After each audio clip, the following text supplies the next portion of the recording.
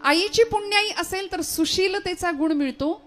सुशीलो मातृपुण्येन पितृपुण्येन चातुरः. पित्याची पुण्याई असेल तर चतुरता माणूस प्राप्त करतो. उदारो वंश पुण्येन. वंशाची पुण्याई ज्यावेळी असते ना त्यावेळी उदारतेचा गुण आपल्याकडे येतो. आणि आत्मपुण्येन भाग्यवान. मनुष्य भाग्यवान कशाने ठरतो तर स्वतःच्या पुण्याईने. आत्मपुण्येन भाग्यवान. आम्ही सगळे इथं जमलेली मंडळी आहे ना, आम्ही भाग्यवान आहोत. मला असं कायम दादा वाटतं की आपल्या सगळ्यांचं देवानी सिलेक्शन केलंय. हजारो माणसं आहेत पण दादांनी गावं हे त्यांचं सिलेक्शन आहे. मी कीर्तन करावं हे माझं देवानी केलेलं सिलेक्शन आहे असं मी समजते. खूप कृपा लागते अखिल जन्मांची. या मृदंगातनं नाद सुंदर निघावा देवाला आवडेल असा हे त्यांनी त्यांचं केलेलं सिलेक्शन आहे. त्यांनी निवड केली आहे. नाहीतर डोंगरे शास्त्रीजींचं विधान मी बऱ्याचदा कीर्तनात सांगत असते. ते म्हणायचे कथा केली आहे कीर्तन केली जाने की हमारी औकात क्या है. पहिल्याच दिवशी हा शब्द वापरायचे ते. तरी पण 7 दिवस भरपूर लोक यायची गर्दी करायची. कथा के लिए जाने की हमारी औकात क्या है. कथा के लिए वो जाते हैं जिनको बाके बिहारी बुलाते हैं. तिकडून बोलावणं यावं लागतं. आपण सर्वसामान्य जीव आहोत मंडळी. आपण प्रपंचातली कर्म सोडू शकत नाही. सगळे व्यवहार आपल्याला प्रपंचातले व्यवहारातले भौतिकातले करावे लागतात. इथं आलोय ना आपण, मग इथं आल्यानंतर सगळी कर्म उत्तम केली पाहिजेत. प्रपंच सोडून देव करा असं कुठल्याच संतांनी सांगितलं नाही. उत्तम प्रपंच संतांनी सांभाळले आणि उत्तम असा परमार्थ सुद्धा करून दाखवला. मग आम्ही कर्माच्या बाबतीत जर आम्ही श्रीमंत ठरलो म्हणजे काय, आमचं कर्म असं असावं की ज्यामुळे आजूबाजूचा परिवार आमच्यासाठी वेडा होईल. तुम्ही ये म्हणून, तुम्ही आहात हाय म्हणून, बरं याच्याशिवाय आमचं पान हलत नाही म्हणून. असं कोणीतरी असतं बघा घरात, एक कर्ता पुरुष असतो, त्याच्याशिवाय घर हलूच शकत नाही. घराचा कणा असतो तो. गावामध्ये असा कोणीतरी दादा असतो, गावामध्ये असं कोणीतरी एक नेतृत्व असतं की त्यांच्याशिवाय गावाचं काही चालत नाही, नाही का. त्यामुळे आमचं कर्म असं असावं की आमचे नातेवाईक, आमची मंडळी, आमचा सगळा परिवार आमच्यासाठी वेडे झाले पाहिजेत हे कर्माच्या बाबतीत. आणि भक्ती आमची अशी असावी की आमच्यासाठी देव वेडा झाला पाहिजे. देव भावे लाचावला. देव लाचावतो भक्ताच्या भावाकरता, भक्ताच्या भक्ती करता. त्यामुळे संतांच्यासाठी भक्तांच्यासाठी देवानी वेड व्हावं असं कर्मही सुंदर होतं आणि अशी भक्तीही सुंदर होती. त्यामुळे कर्मयोग आणि भक्तियोग भगवान गोपालकृष्ण सुद्धा आम्हाला सांगतात या दोनही जीवनांनी आमचं जीवन सर्वांग परिपूर्ण व्हावं. म्हणून 3 टप्प्यांमध्ये मानवी जीवनाची जर विभागणी केली ना तर अपूर्ण, पूर्ण आणि परिपूर्ण. अपूर्ण कोण आहे, ज्याला मी कोण आहे हे कळलंच नाही तो अपूर्ण जीव आहे. जीव हा अपूर्ण आहे ज्याला स्वतःची ओळखच नाही. तुम्ही कोण असं जर विचारलं तर आम्ही उत्तर देऊ आमचं अमुक अमुक अमुक. मी या गावचा, या इथं राहतो असं आम्ही आमची स्वतःची ओळख देऊ. हे आमचं देहाला झालेलं देहाची ओळख आहे. पण याच्या आत जाऊन स्वतःला विचारावं हु आय एम. प्रश्नाचं उत्तर मिळेल अमुक अमुक अमुक. परत विचारावं हु आय एम, मी कोण. परत उत्तर मिळेल मी अमक्या अमक्या गावचा, अमक्या अमक्याची मुलगी, अमक्या अमक्याचा मुलगा. परत विचारावं मी कोण. परत उत्तर मिळेल मी या देशाचा नागरिक आहे, मी एक सुजाण नागरिक आहे, मी या गावचा उत्तम नागरिक आहे. परत उत्तर मिळेल असं मी कोण मी कोण मी कोण स्वतःला प्रश्न विचारत राहिलो ना तर एक दिवस उत्तर मिळतं अहम ब्रह्मास्मी, मी तो आहे. मग देह, सगळ्या मर्यादा देहासंबंधीच्या सगळ्या बाजू गळून पडतात आणि मी माझं आत्मतत्व त्या आत्मतत्वाशी एकरूप होतं आणि मग प्रश्न मिळतो, उत्तर मिळतं अहम ब्रह्मास्मी, मी तो आहे, मी ब्रह्म आहे. मग आम्हाला त्या ब्रह्म तदाकार वृत्तीला पोहोचायचं असेल, प्रणो धनहु शरम आत्मा ब्रह्मत लक्ष उच्चते. प्रणवाचं धनुष्य करायचं आणि आत्म्याचा बाण करायचा आणि माशाचा डोळा म्हणजे ब्रह्म असं समजून ब्रह्म तदाकार वृत्तीला पोहोचायचं. म्हणजे काय, अर्जुनाने काय केलं होतं, एकाग्र चित्त केलं, तेलाच्या पात्रामध्ये दृष्टी एकाग्र केली, गरगर फिरणारं ते मत्स्ययंत्र, त्याच्यावर ठेवलेला तो मासा आणि त्याचा लाल डोळा, एवढं एकाग्र चित्त केलं. तसं प्रणवाचं धनुष्य, आत्म्याचा बाण आणि ब्रह्म म्हणजे माशाचा डोळा असं समजून आम्ही आमचं लक्ष त्या ब्रह्माकडं असलं पाहिजे. पण आमच्या बाबतीत नेमकं हे घडत, आमचं लक्ष तेवढं सोडून बाकी सगळीकडे आहे. आमचं लक्ष प्रपंचात फार आहे, आमचं लक्ष भौतिकात फार आहे, नाही का. आमचं लक्ष लक्षाकडे फार आहे. लक्ष 1 लक्ष 2 लक्ष 3 लक्ष परमार्थाचा अर्थ कळायला वेळ लागतो, पण अर्थाचा परमार्थ लवकर कळतो ना हो आम्हाला. त्यामुळे नको तिकडे आमचं. म्हणून तुकोबरायांचं विधान, जोडोनिया धन उत्तम व्यवहारे उदास विचारे वेच करी. पण आम्ही दुसरं वाक्य बघत पण नाही तिकडं. आम्ही पहिलं वाक्य फार सिरियसली घेतो. जोडोनिया धन उत्तम व्यवहारे, फार सिरियसली पहिल्या वाक्याचा विचार करतो. महाराजांनी सांगितलंय जमवा जमवा, फक्त जमवा, पहिला पै गाठी मारा, सगळा पैसा सेविंग, एकदम उत्तम बँक बॅलन्स. सगळं झाल्यानंतर एक दिवस, जुन्या माणसांची म्हण आहे बघा, उष्ट्या हातानं कावळा सुद्धा कधी हाकलला नाही यांनी. ना देवाचा, ना देशाचा, ना धर्माचा विचार. सगळं एक दिवस इथंच राहतं आणि एक दिवस सगळं सोडून आम्हाला इथून निघून जावं लागतं. काही नेता येत नाही. लाख कमाओ हिरा चांदी सोना मोती, लेकिन कफन को कभी जेब नहीं होती. असतं का? खिसा असतो त्याला काही भरून नेता येतं? नाही नेता येत. सगळं इथं राहतं. माऊलींच्या ओव्या या संदर्भातल्या आपल्याला माहितीये, गीतेचे श्लोक आपल्याला माहितीये. वासंसे जीर्णानि यथा विहाय नवानि गृह्णाति नरोपराणि.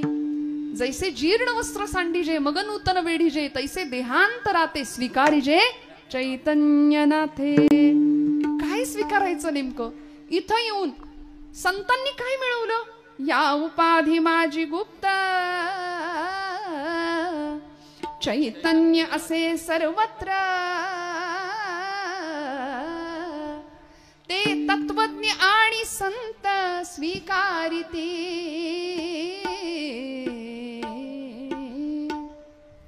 मग या सृष्टीतलं, चराचर सृष्टीतलं चैतन्य तत्व आम्हाला स्वीकारता येईल का? जे संतांनी स्वीकारलं. जीवन आनंद स्वरूप मिळवलं. आणि आम्हाला जे मिळतं ते सुख, आम्हाला मिळतो तो आनंद नाही बरं का. आम्हाला प्रपंचात मिळतो, आपल्याला वाटतं आम्ही आनंदी आहे. आम्ही आनंदी नाही, आम्ही सुखी आहे. कारण सुख म्हटलं, सुखाचं नाणं उचललं की दुःखाचा काटा आपोआप त्याच्या मागे येतोच. मग सुखही खोटं आहे प्रपंचातलं आणि दुःखही खोटं आहे. मग नेमकं खरं काय? तर आनंद ही वस्तू खरी आहे. तुम्ही म्हणाल नेमकं काय? आनंद म्हणजे सुख की नाही? आनंदाला मराठीमध्ये विरुद्धार्थी शब्दच नाहीये. आनंद काय आहे माहितीये? आनंद अद्वय नित्य निरामय. आनंद अद्वय नित्य निरामय. आनंद अद्वय नित्य निरामय. आनंद अद्वय नित्य निरामय. आनंद अद्वय नित्य निरामय.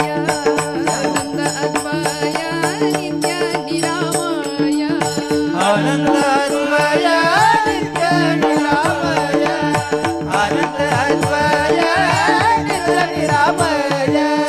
जे का निज ध्येय योगियांचे, जे का निज ध्येय योगियांचे, ते समचरण साधिरे विटेवरी. जय हो. ते समचरण साधिरे विटेवरी.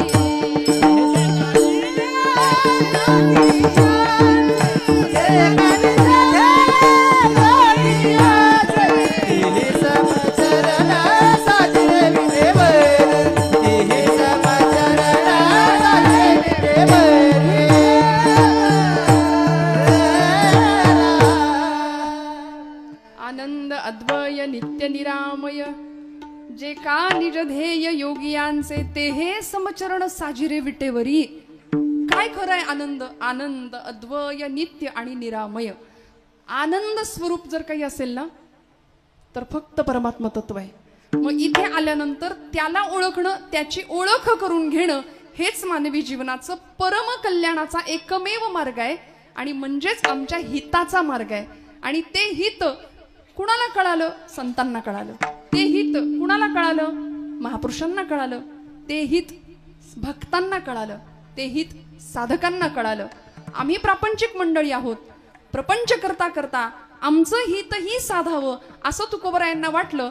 आणि ते कुणाच्या माध्यमातून साधावं याचाही परामर्श घेत तुकोबराय, ज्याला आपल्या हिताचं ज्याला आपलं हित व्हावं, ज्याला आपलं कल्याण व्हावं असं वाटतात, त्याच्या माता पित्यांना थेट धन्यवाद देतात अभंगाच्या प्रथम चरणात. आपुलिया हिताचे जगता. आपुलिया हिताचे जगता.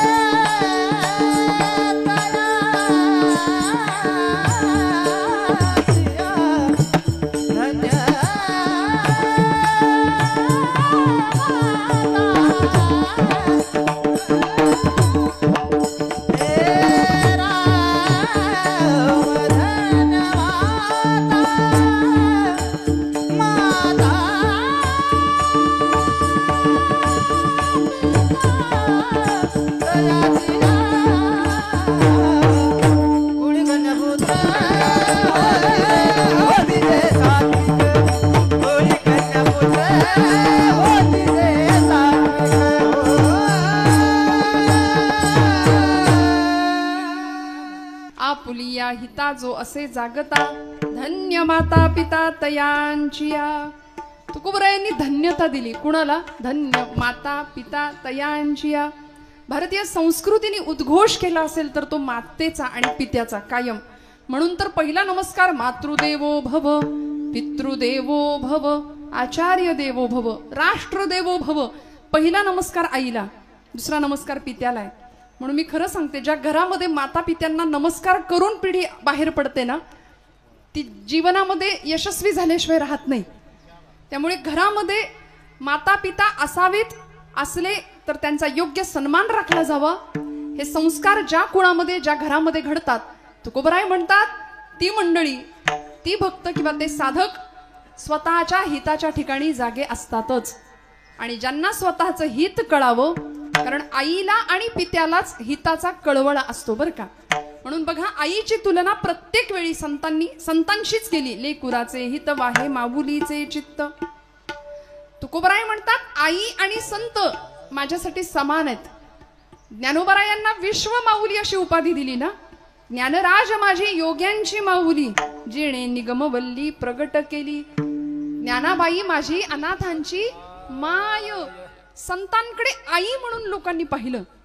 आळंदीला गेलो, माझी माऊली म्हणून आपण समाधीला कवटाळतो, समाधीला स्पर्श करतो. आईची भेट झाल्यासारखं वाटतं आईची. आणि खरं आहे, ज्याला आई नाही, ज्याला पिता नाही ना, त्याला ज्ञानोबा आहेत आणि तुकोबरा आहेत असं समजावं. ज्याला आई नाही त्यांनी माऊलींच्याकडे डोकं टेकवावं, ज्याला पिता नाही त्यांनी तुकोबरायांच्या चरणावर डोकं टेकवावं.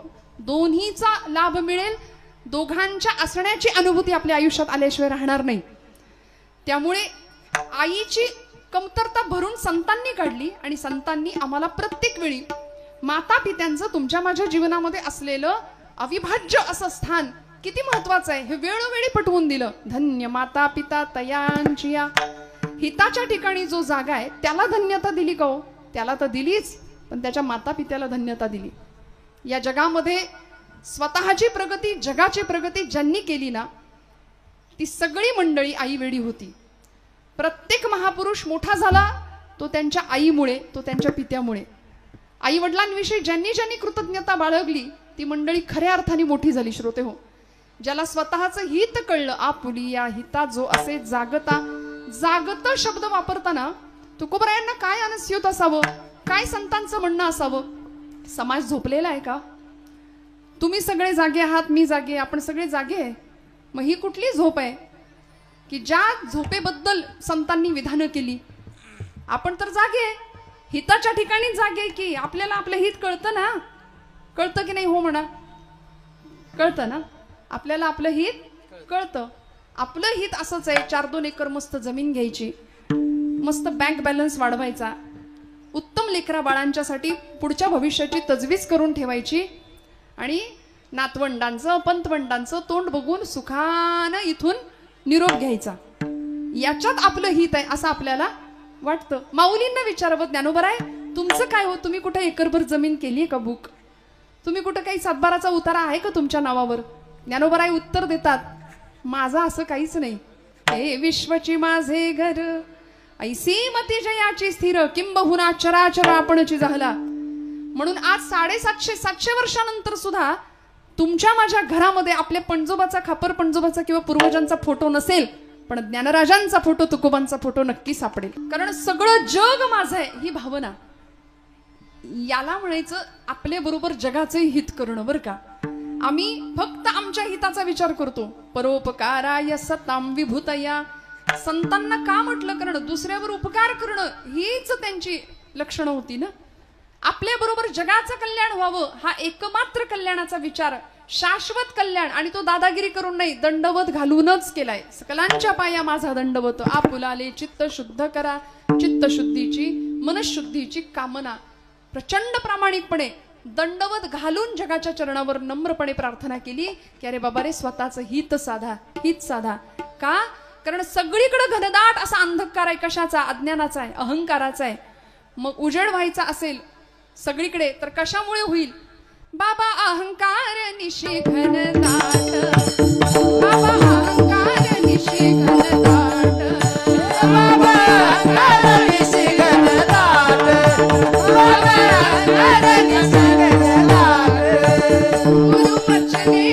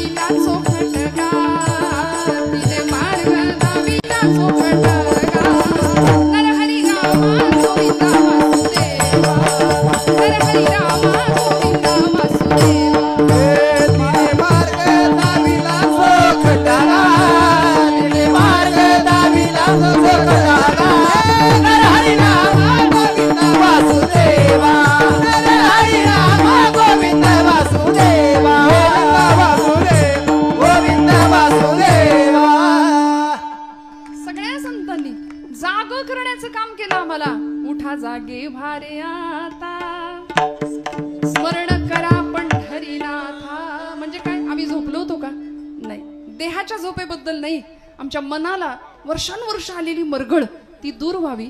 16वे शतक तुकोबरायांनी हा प्रयत्न केला की आता भक्ती करण्याकरता तर जागे राहाच, आत्मकल्याणाकरता जागे राहाच, पण जनकल्याण व्हावं याकरता अनेक प्रकारच्या लुटारूंची आक्रमण आपल्यावरती होत आहेत. आता सावध व्हा. आता जागा रे बाईनो जागा, आता जागा रे बाईनो जागा, आता जागा रे बाईनो जागा, आता जागा रे बाईनो जागा, आता जागा रे बाईनो जागा, आता जागा रे बाईनो जागा, आता जागा रे बाईनो जागा.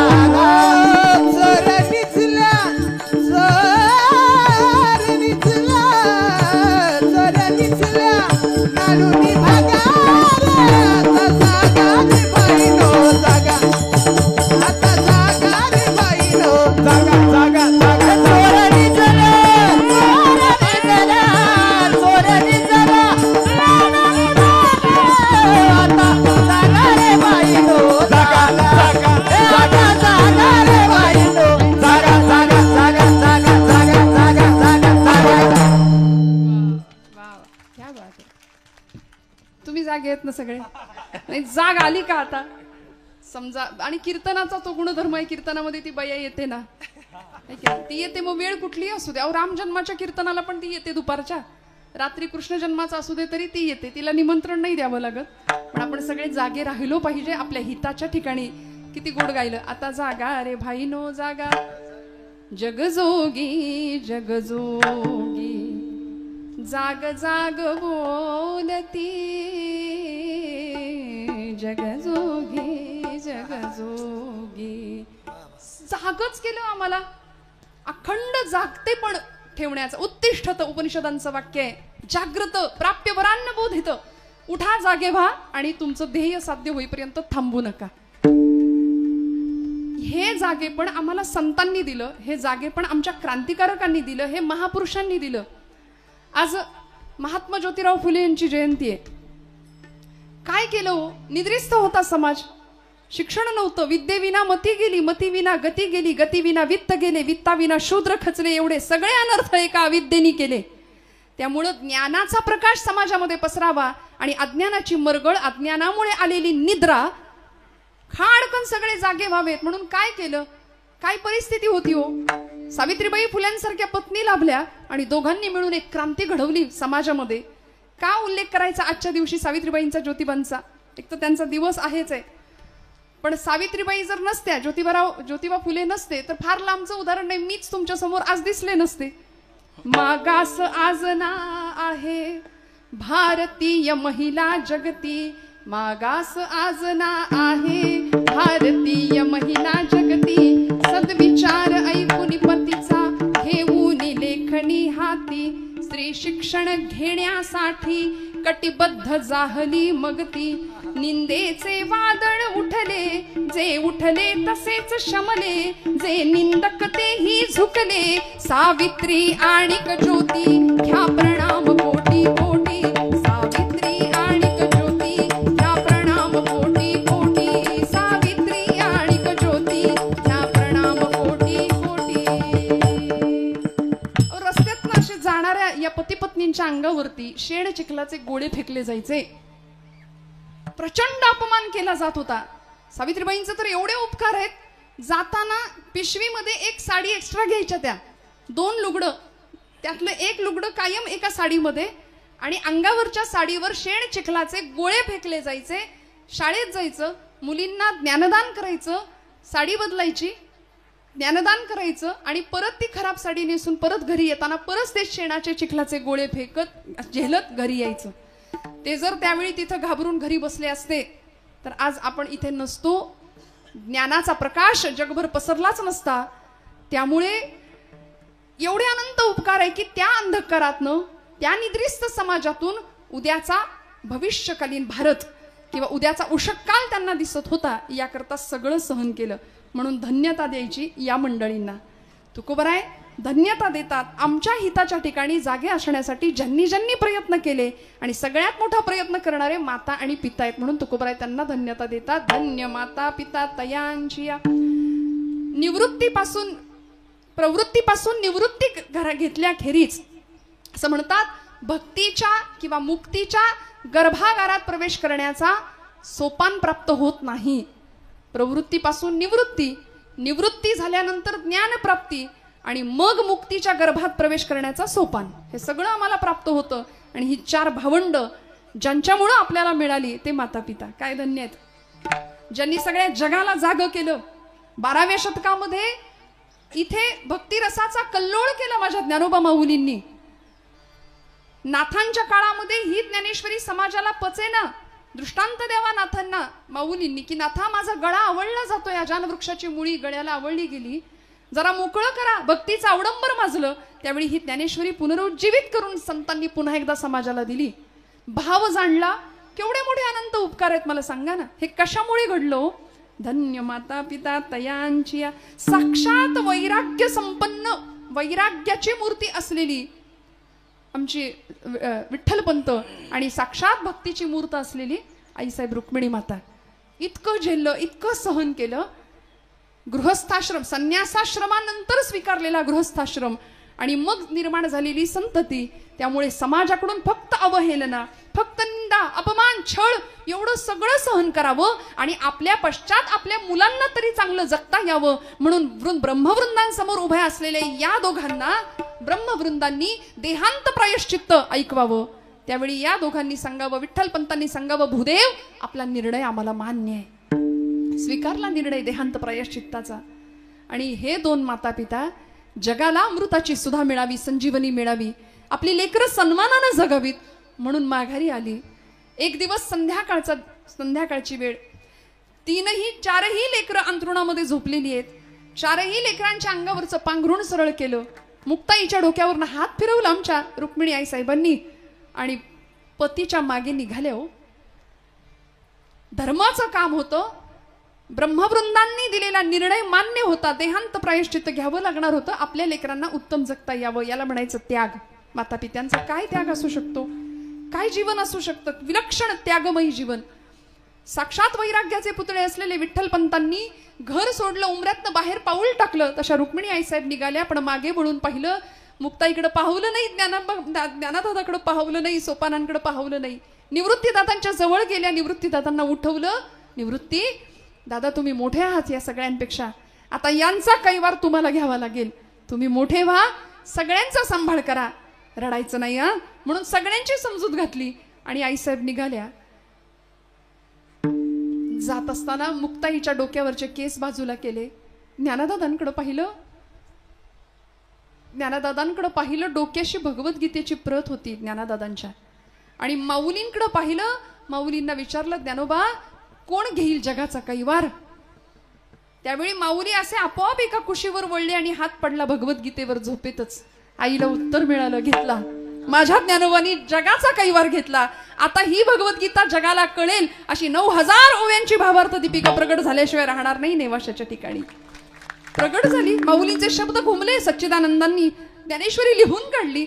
आईनं डोक्यावरनं हात फिरवला. मुक्ताईला कवटाळलं, सोपान काकांना कवटाळलं. निवृत्तीचा निरोप घेऊन दोघंही निघून गेले.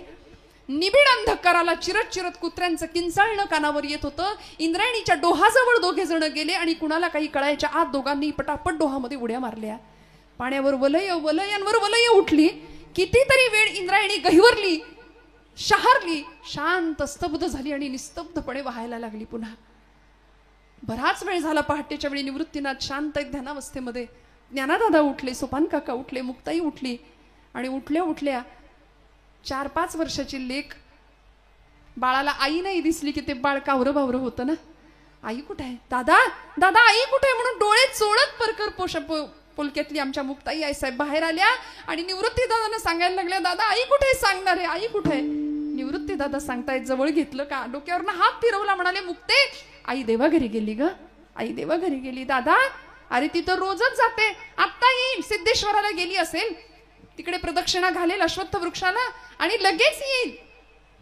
मुक्ते आई कधीच नाही येण्याकरता गेली आहे बाळा. मुक्ताई आई साहेबांनी विचारावं, दादा आई कधीच नाही येणार, मग तुम्हाला आई कुठली हो, तुम्हाला आई कुठली आता. निवृत्ती दादांनी रात्रभर साठवलेलं सगळं रडू हंबरडा फुटला, ढसढसा रडायला लागले आणि या 3ही भावंडांना आपल्या जवळ घेतलं आणि मुक्ताईला सांगतात, मुक्ता आजपासून तू माझी आई.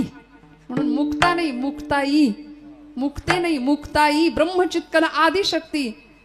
मुक्ताबाई नमो त्रिभुवन पावनी, नमो त्रिभुवन पावनी, नमो त्रिभुवन पावनी, आद्यत्रय जननी देवाची, आद्यत्रय जननी देवाची, नमो ज्ञानेश्वरा, नमो ज्ञानेश्वरा, निवृत्ती उदारा सोपान देवा, मुक्ताबाई नमो त्रिभुवन पावनी, आद्यत्रय जननी देवांची. म्हणून जगाची जननी झाली ना ती माई झाली.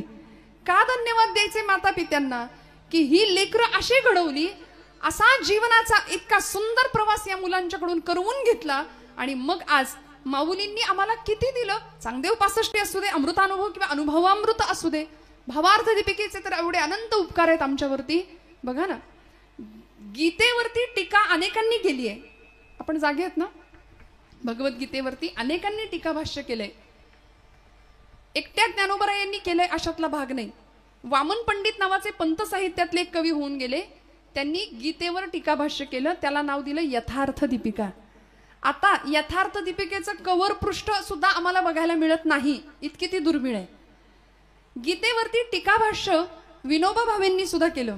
आई म्हणायच्या त्यांच्या, विनू मला ते वेदांत कळत नाही, तत्वज्ञान कळत नाही, तू महान पंडित आहेस वेदांताचा, मला भगवद्गीता समजावून सांगशील का रे. म्हणून आपल्या आईसाठी विनोबा भावेंनी गीताई नावाचा ग्रंथ लिहिला आणि आईला भगवद्गीता समजावून सांगितली. विनोबा भावेंनी गीतेचं टीकाभाष्य केलं. गीतेवर अजून अनेकांनी लिखाण केलं, त्यापैकी स्वराज्य हा माझा जन्मसिद्ध हक्क आहे आणि तो मी मिळवणारच असं इंग्रज सरकारला ठणकावून सांगणारे आणि सरकारचं डोकं ठिकाणावर आहे का असा जळजळीत अग्रलेख लिहिणारे लोकमान्य टिळक यांनी मंडालेच्या तुरुंगामध्ये गीता रहस्य नावाचा ग्रंथ लिहिला, तोही गीतेवरचा टीकाभाष्यच. मग या सगळ्यांमध्ये माझ्या ज्ञानोबा माऊलींची ज्ञानेश्वरी महाराष्ट्र सारस्वतांनी आणि महाराष्ट्र संस्कृतीने गाभाऱ्यात आणि डोक्यावर का घेतली याचं एकच उत्तर आहे. माऊलींनी गीतेवर टीका केली, टीकाभाष्य केलं, 9000 ओव्यांमध्ये त्याला नाव दिलं भावार्थ दीपिका. कारण ज्ञानोबरायांनी भाव जाणला. म्हणून मी नेहमी असं सांगते, ज्ञानेश्वरी हातात घेतली ना मंडळी आपण, की जणू काही आपण आईच्या मांडीवर बसलोय असा अनुभव घ्यावा. ज्ञानेश्वरीचं एक एक पान इतक्या हळुवारपणे ओलांडावं, उलगडावं. कुठल्याही पुस्तकाला जसं हाताळतो तसं ग्रंथांना कधीच हाताळू नये. इतका आनंद मिळेल ना. आई आहे ना ती मांडीवर घ्यायला बसलीये. आमची अडचण आहे, मगाशी मी म्हटलं आम्ही लेकरू व्हायला तयार नाही. अहंता आणि ममता या 2 गोष्टींनी आमच्या जीवनाच्या दुःखाला या 2 गोष्टी कायम कारणीभूत ठरल्या. आम्ही असे बांधावर उभे राहतो आणि येणाऱ्या पाहुण्याला म्हणतो, ते बघितलं का ते झाड, तोच तो डोंगर, बरोबर तिथपर्यंत सगळं माझं. ती धरणी माता हसते आपल्यावरती, म्हणते याचा पणजा सुद्धा हेच म्हणायचा की याचा आजा पण हेच म्हणायचा. अहो पुण्यामध्ये परवा एक गाडी बघितली मोठी, ती गाडी कुठली होती कुणाची होती सांगत नाही, पण मोठी ट्रॅफिक सिग्नलला मोठी गाडी होती. त्या गाडीच्या मागे लिहिलं होतं भाऊंशी वाकडं स्मशानात लाकडं. म्हणलं बाई ग, आता हे भाऊ ही गाडी घेऊन जाणार की काय वरती, काय न्यायचंय सोबत सांगा ना मला. किती मी आणि माझं करू बरं. प्रपंच उत्तम करायचा सगळी कर्तव्य, पण तुमचं माझं हित जर साधायचं असेल ना तर त्याकरता एकच मार्ग आहे, एकच मार्ग. कुठला मार्ग? अभंगाचं 3रं चरण आहे. गीता भागवत करीती श्रवण, गीता भागवत करीती श्रवण, करीती श्रवण गीता भागवत